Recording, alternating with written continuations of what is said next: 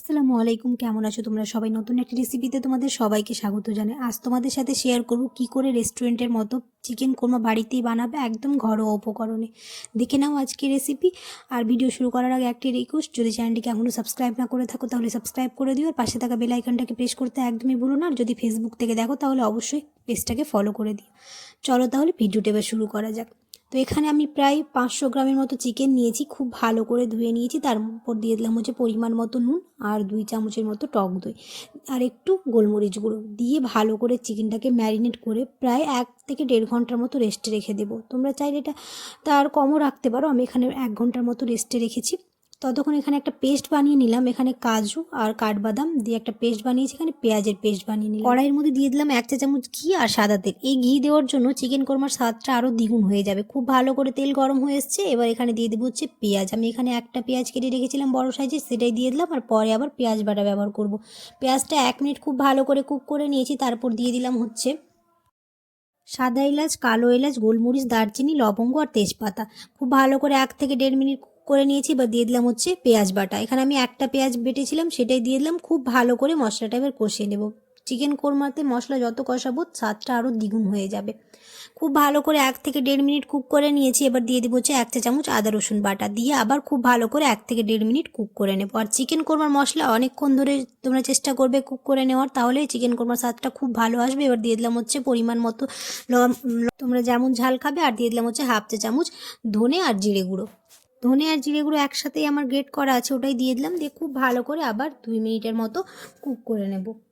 অনেকেই আছো ভিডিও দেখে চলে যাচ্ছ, সাবস্ক্রাইব করো না, অবশ্যই সাবস্ক্রাইব করে দিও আর পাশে থাকা বেল আইকনটাকে প্রেস করে দিও। এবার দিয়ে দিলাম 1 চা চামচ কাশ্মীরি মরিচের গুঁড়ো, তাহলে কালারটা খুব ভালো আসবে।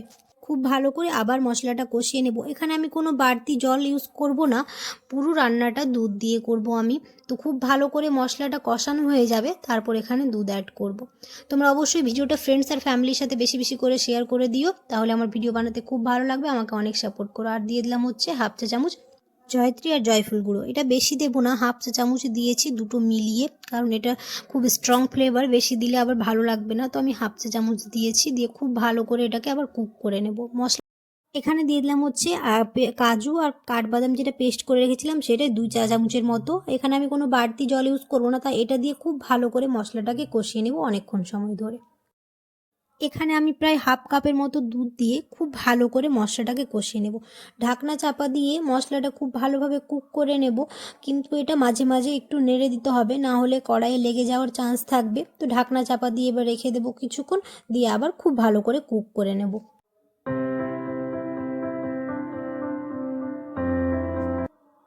এরকম মাঝে মাঝে ঢাকনা খুলে একটু নাড়তেই থাকবো, না হলে কড়াইয়ে লেগে যাওয়ার চান্স থাকবে, যেহেতু এটা পুরো থিক হয়ে যাবে। তাই তো এরকম একটু একটু নেড়ে যাওয়ার চেষ্টা করব। এমনি চিকেন তো প্রায় খাওয়া হয়, একবার এরকম করে বাড়িতে তোমরা ট্রাই করে দেখবে। একদম ঘরোয়া উপকরণ দিয়ে খুব সহজেই বানিয়ে ফেলতে পারবে। আর দেখতে পাচ্ছ গ্রেভিটা খুব সুন্দরভাবে কষানো হয়ে গেছে আর থিকনেসটা খুব ভালো এসছে। এবার দিয়ে দিব চিকেনগুলো। এটা আমি প্রায় 1 ঘন্টার মতো রেস্টে রেখেছিলাম। আর যত বেশি সময় ধরে রেস্টে রাখবো ততই ভালো। তোমরা চাইলে একটু কম সময় রাখতে পারো, হাতে যদি সময় না থাকে। আমার হাতে সময় ছিল, তাই আমি 1 ঘন্টার মতো রেখেছি। এবার খুব ভালো করে মশলাটার সাথে চিকেনগুলো মিশিয়ে নেব।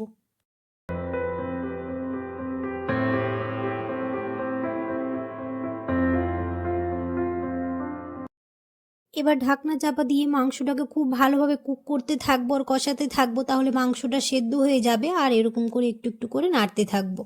ঢাকনা চাপা দিয়ে একটু একটু করে কুক করতে থাকলে মাংসটা একদম সেদ্ধ হয়ে যাবে।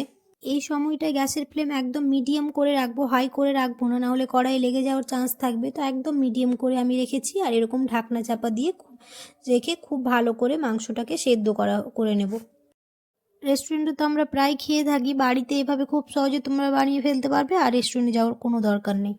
আর 3 থেকে 4 মিনিট কুক করে নিলে মাংসটা খুব ভালোভাবে সেদ্ধ হয়ে যাবে।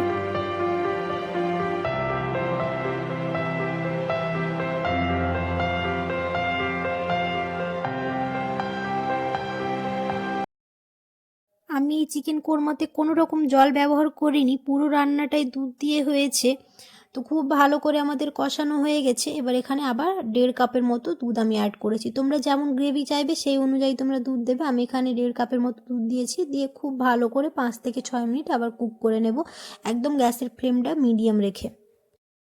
এবার এখানে দিয়ে দিলাম স্বাদ অনুযায়ী নুন। নুনটা আমি যেহেতু চিকেন ম্যারিনেট করার সময় দিয়েছিলাম তাই আর প্রথমে দিইনি, এখন দিয়ে দিলাম।